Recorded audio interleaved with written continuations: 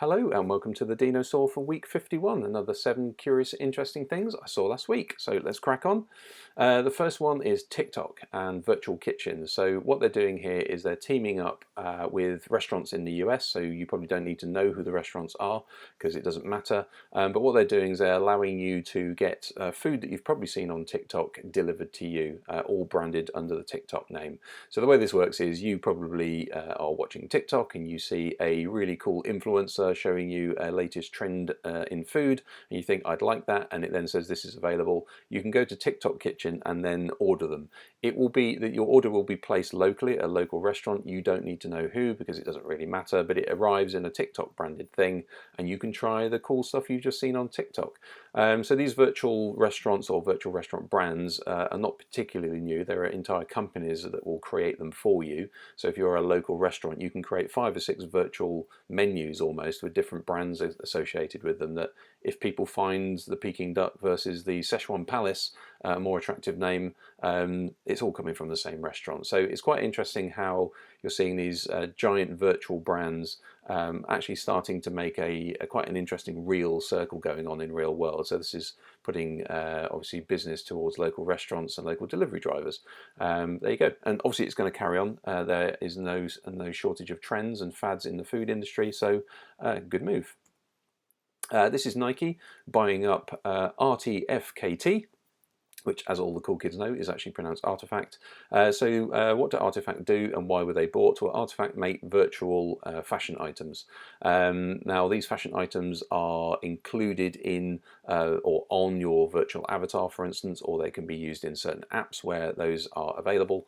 For instance, this, as you can see here, it's just being comped into a shot, but if you have, for instance, like a Ready Player Me avatar, you can actually now wear your virtual shoes on your avatar in your favourite metaverse. So this is all a bit strange. However, basically what it means is Nike are now going to be a relatively big player in the fashion industry within avatars, and especially within basically metaverse experiences.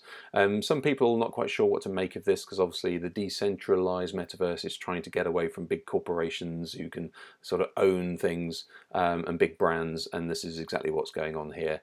That said, the items that you can see spinning around in front of you on OpenSea basically doubled in price pretty much quickly, and we're almost doing it every hour. So obviously people think this is a great vote of confidence for NFTs and the metaverse when the big money starts to roll in. So there you go. Utrecht. So this is a town or city in the Netherlands, in the southeast, I think it is.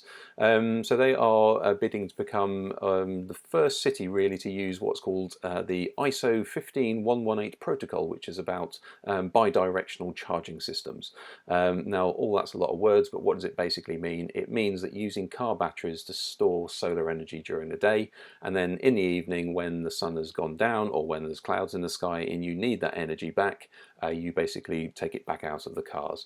Now, I'm not quite sure, I haven't really read into the protocol particularly, but what I assume is if you've got half a battery of energy in the morning, you plug in, it uses your car to store some extra energy, and then when you leave at night, I assume it basically either takes out the energy or it credits you with it. However, I thought it was really interesting. You've got lots of cars all sitting there during the day doing nothing with giant batteries doing nothing as well. You might as well use them. So I think this is the University of Utrecht behind the first part of this. Lots of solar panels on the roof and nowhere to put it. So I thought that was really, really interesting.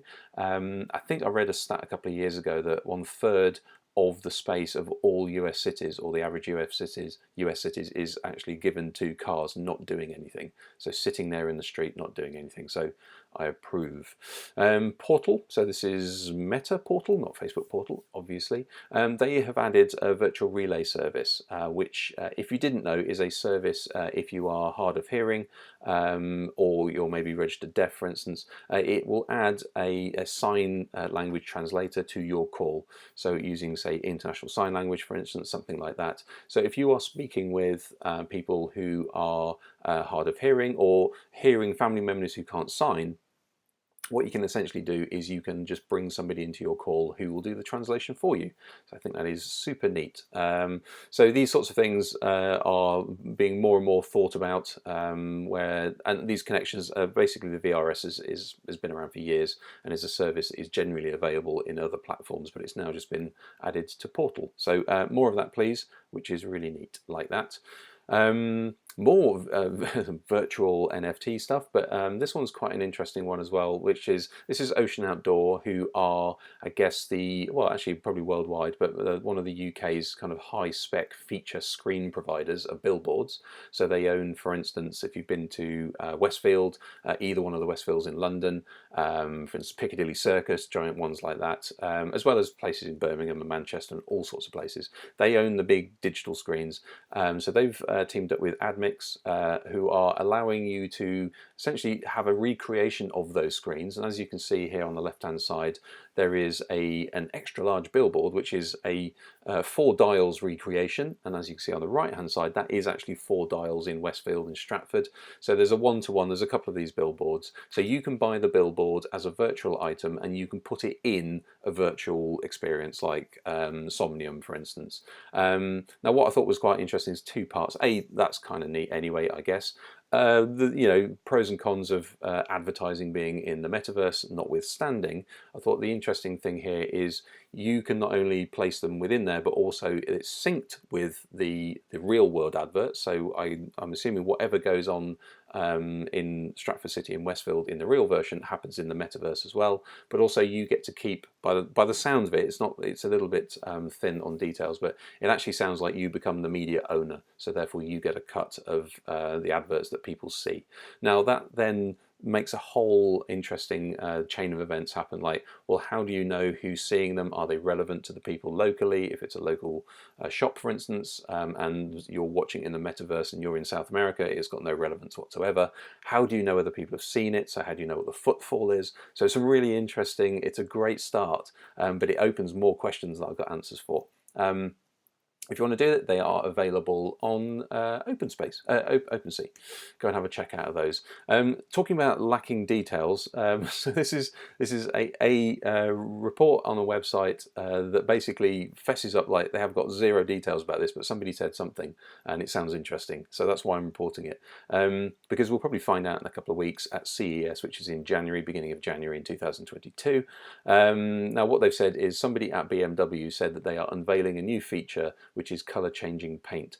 I've reported on this probably about a year ago, which was using sort of electrostatic pigments and all sorts of stuff to change paint on toys, for instance. But apparently it's not just going to be that sort of glittery paint, or it's not going to be heat resistant paint or heat changing paint. Apparently it's actually going to change paint color with the touch of a button or something. Nobody really knows, but I'm really excited by this, so watch out for this. Just if you're around and sniffing around the CES news feeds, then definitely try and look out for this one. I'm interested to see what it is.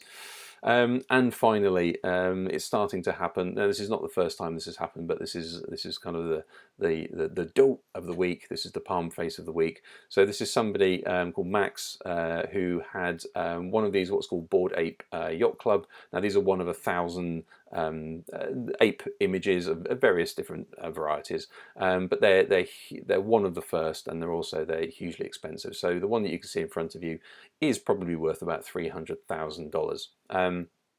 Which in Ethereum, which is what you would probably buy them in, it's actually about 75 Ethereum. So poor old Max put it online for sale for 0.75 Ethereum, put the decimal point in the wrong place. It was immediately snapped up by a bot for £3,000 or $3,000, not $300,000, and the bot then almost immediately relisted it and sold it for $248,000. So yeah, I think actually if you look at the actual transaction on the website itself, I don't think Max even bought it for 0.75. I think he bought it for 1 Ethereum. So I think he even lost money on it. By all accounts, is relatively philosophical about it, but there you go. These will keep happening, but I just thought going into Christmas, there's a tale of woe. There you go. Hopefully that was interesting. Hopefully that was useful, and I will see you again next week.